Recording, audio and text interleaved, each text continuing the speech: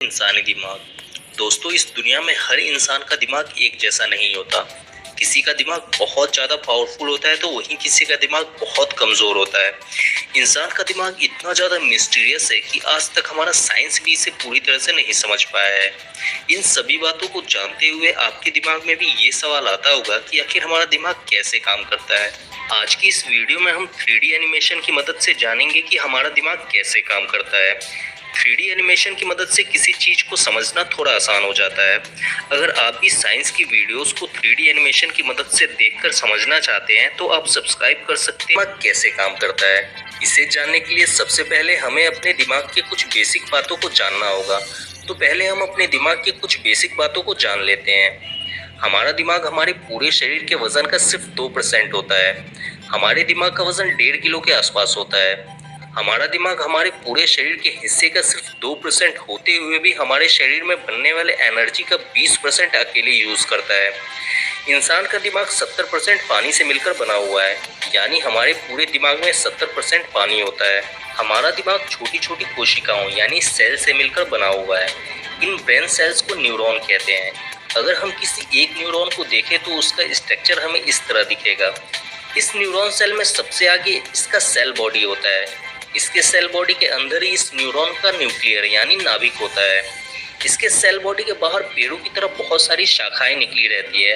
इन शाखाओं को डेंड्राइट कहते हैं। सेल बॉडी से एक पूंछ जैसा स्ट्रक्चर भी बाहर निकला हुआ होता है जिसे एक्सॉन कहते हैं। एक्सॉन के लास्ट में भी पेड़ों की तरह शाखाएं निकली होती है जिन्हें एक्सॉन टर्मिनल कहते हैं। एक न्यूरॉन के डेंड्राइट से दूसरे न्यूरॉन का एक्सॉन टर्मिनल जुड़ा हुआ रहता है। इस तरह से सारे न्यूरॉन एक दूसरे से जुड़े हुए रहते हैं। हमारे शरीर में 5 सेंस ऑर्गन यानी ज्ञानेंद्रियां हैं: आँख, नाक, कान, जीभ और हमारा स्किन। इन्हीं 5 ज्ञानेंद्रियों की मदद से हमारे शरीर को बाहर की चीजों का ज्ञान होता है। जब ये पांचों सेंस ऑर्गन किसी चीज को सेंस करते हैं तब ये एक इलेक्ट्रिक सिग्नल बनाते हैं। ये इलेक्ट्रिक सिग्नल ब्रेन नर्व यानी दिमाग की तंत्रिकाओं से होते हुए दिमाग तक पहुंचते हैं। ये इलेक्ट्रिक सिग्नल्स दिमाग में पहुंचने के बाद एक न्यूरॉन से दूसरे न्यूरॉन के माध्यम से होते हुए दिमाग के उस हिस्से तक पहुंचते हैं जहां पर इनके लिए स्थान बना हुआ है, और तब जाकर हमें बाहर की चीजों का ज्ञान होता है। सेंस ऑर्गन से पैदा हुए इलेक्ट्रिक सिग्नल का दिमाग में कहाँ स्थान बना हुआ है उसको हम इसी वीडियो में आगे देखेंगे। हमारे दिमाग में 3 बिलियन यानी लगभग 3 अरब न्यूरॉन्स होते हैं। एक इंसान के दिमाग में जितने ही ज्यादा न्यूरॉन्स होते हैं वो इंसान उतना ही ज्यादा इंटेलिजेंट होता है। एक कम बुद्धि वाले इंसान की अपेक्षा एक ज्यादा बुद्धि वाले इंसान के दिमाग में न्यूरॉन्स की संख्या ज्यादा होती है। हमारे दिमाग की बेसिक बातों को जानने के बाद चलिए अब जानते हैं दिमाग के भागों के बारे में कि इसके कितने भाग हैं और कौन कौन से भाग का क्या क्या काम है। बेसिकली अगर देखा जाए तो जिस प्रकार से हमारे शरीर के 2 हिस्से हैं, लेफ्ट और राइट, ठीक उसी प्रकार से हमारे दिमाग के भी 2 हिस्से हैं, लेफ्ट ब्रेन और राइट ब्रेन। लेकिन ये बात जानकर आपको आश्चर्य होगा कि हमारा राइट ब्रेन हमारे शरीर के लेफ्ट साइड वाले हिस्से को कंट्रोल करता है और हमारा लेफ्ट ब्रेन हमारे शरीर के राइट साइड वाले हिस्से को कंट्रोल करता है। यानी अगर हम कोई काम शरीर के लेफ्ट साइड वाले हिस्से से कर रहे होते हैं तो उसको हमारे ब्रेन का राइट साइड वाला हिस्सा कंट्रोल कर रहा होता है, और अगर हम कोई काम अपने शरीर के राइट साइड वाले हिस्से से कर रहे होते हैं तो उसको हमारे दिमाग का लेफ्ट साइड वाला हिस्सा कंट्रोल कर रहा होता है। अब फंक्शनली अगर देखा जाए तो हमारे पूरे दिमाग को 3 भागों में बांटा गया है। पहला फोर ब्रेन यानी ये सबसे ऊपर वाला भाग, दूसरा मिड ब्रेन यानी ये दिमाग के अंदर वाला भाग, और तीसरा हाइंड ब्रेन यानी ये दिमाग के सबसे पीछे वाला भाग। अब धीरे धीरे दिमाग के इन सभी भागों को हम डिटेल से समझते हैं। दिमाग के पहले भाग फोर ब्रेन में दिमाग के 3 हिस्से शामिल हैं। पहला ये दिमाग का सबसे बाहरी और ऊपर वाला भाग जिसमें आपको बहुत सारे फोल्ड दिखते हैं। दिमाग के इस भाग को हम सेरिब्रम कहते हैं। सेरिब्रम के ठीक नीचे फोरब्रेन के 2 और हिस्से थैलेमस और हाइपोथैलेमस होते हैं। चलिए अब फोरब्रेन के इन हिस्सों के काम को समझते हैं। सेरिब्रम हमारे दिमाग का सबसे बाहरी भाग है। इसमें आपको बहुत सारे फोल्ड दिखाई देते हैं। जिस दिमाग के सेरिब्रम में जितना ही ज़्यादा फोल्ड होता है वो दिमाग उतना ही ज़्यादा इंटेलिजेंट होता है। दिमाग का 70% हिस्सा सेरिब्रम से ही बना होता है। अब सेरिब्रम को भी 4 भागों में बांटा गया है: frontal lobe, parietal lobe, occipital lobe और temporal lobe. Frontal lobe cerebrum का सबसे आगे वाला भाग है। दिमाग के इसी हिस्से की मदद से हम कुछ सोचते हैं, समझते हैं और अपना कोई डिसीजन लेते हैं। इसलिए आपने देखा होगा कि जब भी किसी इंसान को कोई परेशानी या टेंशन होता है तो उसका हाथ सबसे पहले दिमाग के इसी हिस्से पे पड़ता है। दिमाग का यही हिस्सा हमारे पूरे शरीर के मांसपेशियों को भी कंट्रोल करके रखता है। पैराइटल लोब सेरेब्रम का बीच वाला हिस्सा है। दिमाग के इसी हिस्से की मदद से हमें दर्द का अनुभव होता है। ऑक्सीपिटल लोब सेरेब्रम का सबसे पीछे वाला हिस्सा है। दिमाग के इसी हिस्से की वजह से हम दुनिया में रंगों को पहचान पाते हैं और इसी हिस्से की वजह से हमें शब्दों को पहचानने में भी मदद मिलती है। टेम्पोरल लोब सेरेब्रम के दोनों साइड वाले हिस्से होते हैं। ये हिस्से हमारे कान के बगल में ही होते हैं। दिमाग के इन्हीं हिस्सों की वजह से हम कुछ भी देख पाते हैं और सुन पाते हैं।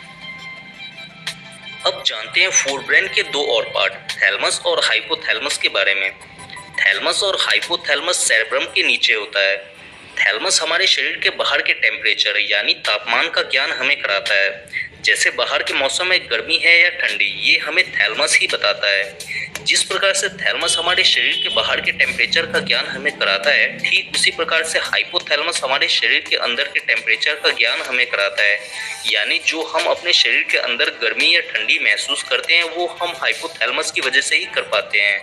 हाइपोथैलेमस हमारे दिमाग का बहुत ही इंपॉर्टेंट पार्ट है, क्योंकि हाइपोथैलेमस से पिट्यूटरी ग्लैंड जुड़ा होता है, जिसे मास्टर ग्लैंड यानी मास्टर ग्रंथि भी कहते हैं। इस ग्रंथि से निकलने वाला हार्मोन शरीर के लगभग सारे हार्मोन्स को कंट्रोल करके रखता है।